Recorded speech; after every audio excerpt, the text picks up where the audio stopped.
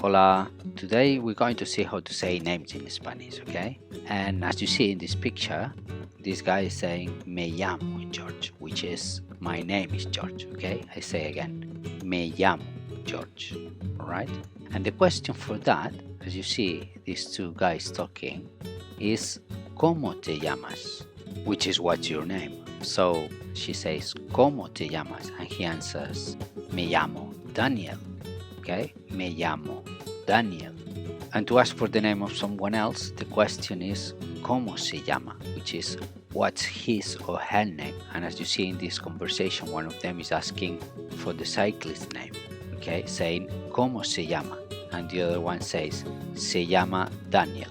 Se llama Daniel. Okay, so that's it for this flash. Thank you very much for watching, and I'll see you soon. Okay, adios.